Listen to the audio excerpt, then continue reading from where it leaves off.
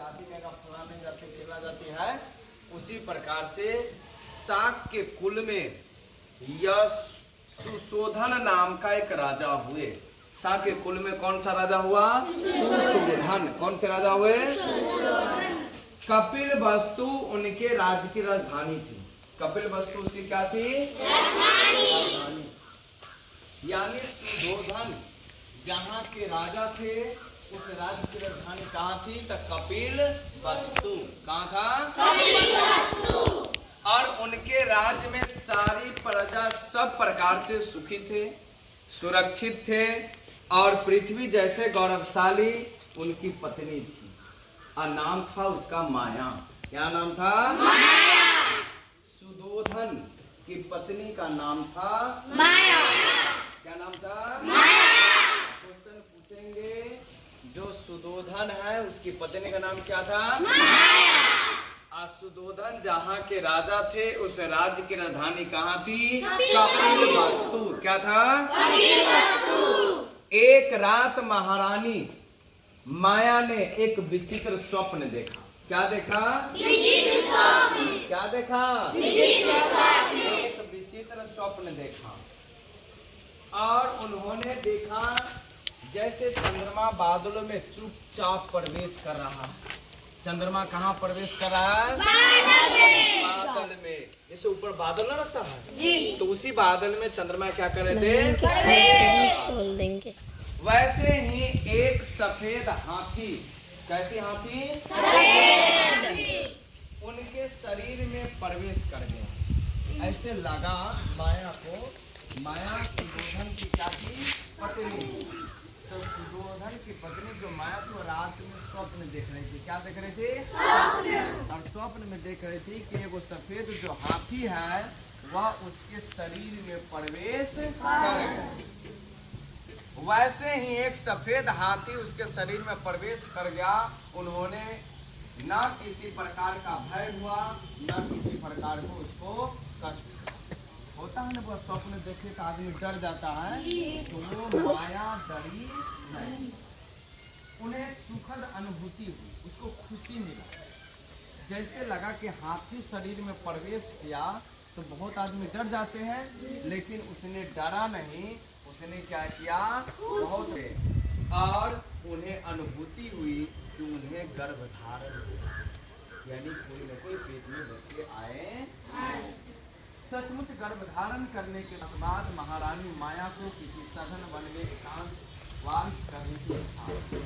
जब कुछ दिन बीता तो माया जो थी सुशोधन की पत्नी, उसको अपने मन में एक विचार आया। विचार क्या आया कि चलो हम जंगल में तो जीवन व्यतीत करें, या रहेंगे जंगल में किसी के साथ वो कहता है ना, कोलाहलम वाली स्थिति में न रहे, शांत जगह में रहें। उन्होंने अपने पति, माया के पति का नाम क्या था? सुशोधन।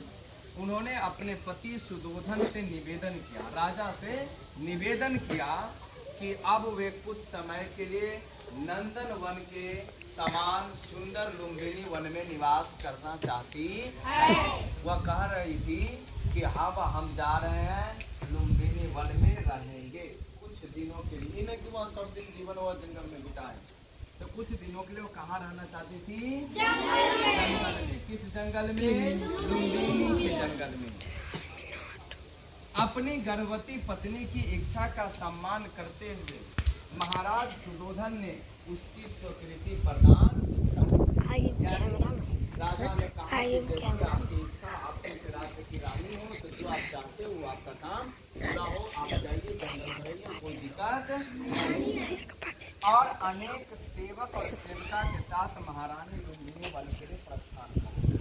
यानी उस महारानी के साथ बहुत सारे सेवक भी गए, सेवा करने वाले दास दासी, खाना बनाना, चाहे खाना बिछावन है, जो भी काम करने वाले थे सब उसके साथ। कुछ समय तक सुख से लुम्बिनी वन में निवास करने के बाद एक दिन महारानी को लगा कि आप प्रसव काला है। उसको लगा कि जब टाइम बिताया तो लगा कि आपका जो कम से कम बच्चे को जन्म देना। अतः वह एक सैया पर लेट गई और उस समय अनेक स्त्रियाँ उसके अभिनंदन की। बहुत सारी स्त्री सब उसके पास आ गए। और जैसे उससे नक्षत्र का उदय हुआ समय अनेक स्त्रियों ने हृदय हुआ महारानी माया ने बिना किसी क्रिया महारानी को क्या हुआ एक पुत्र और उन्होंने लगा वैसे आकाश में उतर आया अतः अंतःकरण पर और उसका पूरा शरीर एकदम खुशी से डूबा था।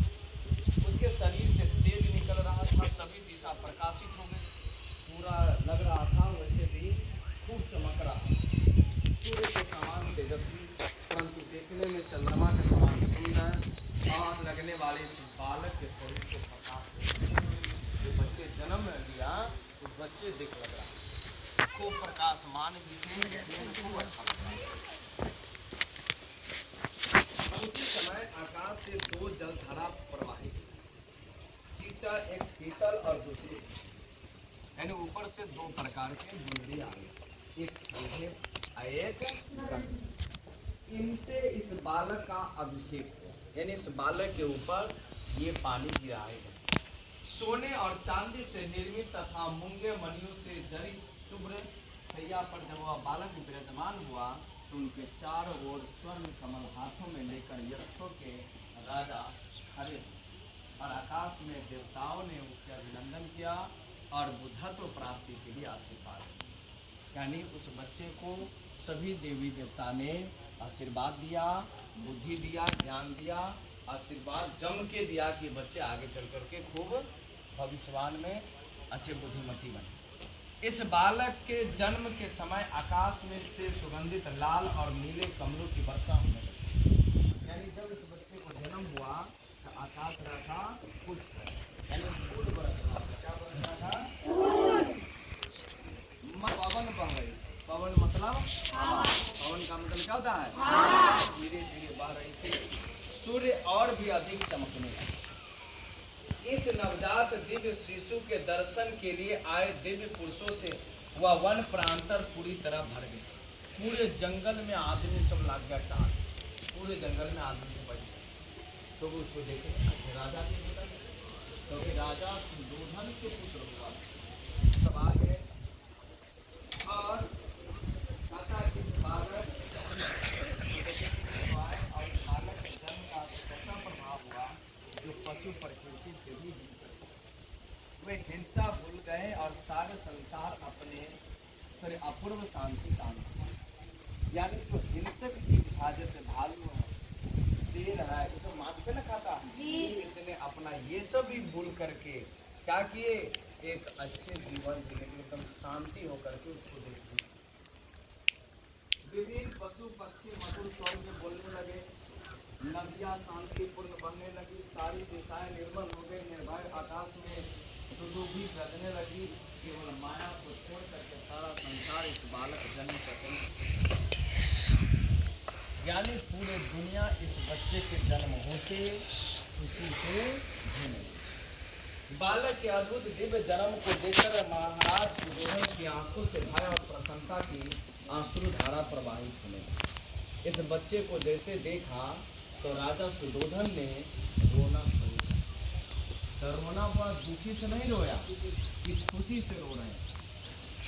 और राजा ने कहा, रोने लगे, बालक की अति मांगे माता माया की भय और प्रीति से। इस अवसर पर वृद्ध महिलाओं ने मंगलाचरण, यानी महिला सब उसके लिए खूब खुशी से झूम उठ करके गीत उत गाए बजाए और ये करने लगे। कहता है कि आचरण शास्त्र के ज्ञाता और शीलवान ब्राह्मणों ने जब बालक की सभी लक्षण सुने और उन पर विचार किया कि बालक के बारे में क्या क्या ज्ञान है, तो बहुत खुशी होकर के उन्होंने राजा से कहा। उस महिला सबने क्या कहा राजा से, हे राजन, आपका जो पुत्र हुआ आपके कुल का दीपक है, यानी ये आपके वंश को बहुत ऊंचाइयों तक लेकर के जाएगा। यानी आपके कुल में जितने भी बच्चे जन्म हुए सबसे तेजस्वी, सबसे चमकदार जो भी हो, ज्ञानवान अगर होगा तो यही आपका पुत्र होगा। आप किसी प्रकार की चिंता न कीजिए, कोई टेंशन न लीजिए, आपका पुत्र बहुत भविष्यमान है। आनंद उत्सव मनाइए, खुशी मनाइए, क्योंकि यह बालक न केवल आपके वंश की वृद्धि करेगा, यह संसार में दुखियों का भी संरक्षण करेगा। कहता दीपक के समान प्रकाशवान तथा सोने की शांति से युक्त शरीर वाले इस बालक में जो लक्षण है, उनसे लगता है कि यह तो बुद्धों में श्रेष्ठ हो। यानी जितने भी बुद्धिमान व्यक्ति है उसमें सबसे बुद्धिमान यही लड़का होगा और परम राजस्य श्री प्राप्त करेगा। यदि यह पृथ्वी के राज को इच्छा करे तो न्याय से सारी पृथ्वी को जीतकर राजाओं में शोभायमान होगा। जैसे सभी ग्रहों के बीच सूर्य प्रकाशित होता है, यानी जितने भी ग्रह है सभी ग्रह को कौन प्रकाशित करके रखता है? सूर्य। वही प्रकार से ये जो बुध है ये अब पूरे दुनिया को प्रकाशित करेंगे। कहते वह मोक्ष के लिए बन जाएगा और अपने तत्व ज्ञान से सभी मतों को परास्त कर देगा। यानी वो बता दिए पहले ही कि ये मोक्ष के लिए कहाँ जाएंगे? वन में। और जब वन से लौटेगा तो क्या करेगा? वह वहाँ की जो भी जनता को रहेंगे उन सबको शांति के प्रयास सिखाएंगे। सारे संसार में सम्मानित होगा। कौन? ये लड़का की पूरे दुनिया में लोग इसको सम्मानित करेंगे और सुमेरु पर्वत के सम्मान यह प्रतिष्ठित होगा। जैसे कि दुनिया के सबसे ऊंची पर्वत के नाम जैसे सुमेरु पर्वत कहते हैं, उसी प्रकार से इसका भी नाम पूरे दुनिया में चलेगा। जैसे सभी धातु में सोना सबसे कीमती होती है, पर्वतों में सुमेरु, जलाशयों में समुद्र, कुंजों में सूरज, वैसे ही मनुष्यों में सबसे सिद्ध होगा आपका यह पुत्र। ऐसा मनुष्य धरती पर कोई दोबारा जन्म नहीं। ब्राह्मणों की ऐसी बातें सुनकर के राजा ने पूछा, आपने इस बालक में जिन लक्षणों को देखा न तो पूर्ववर्ती राजाओं में देखे गए हैं न ऋषि मुनि में है, क्या है? यानी ना आज तकले ऐसे कोई राजा जन्म लिए हैं, ना आज तक ऐसे कोई ऋषि मुनि पैदा हुए हैं। तो उस राजा सुदोधन ने पूछा, इस बालक में है क्या?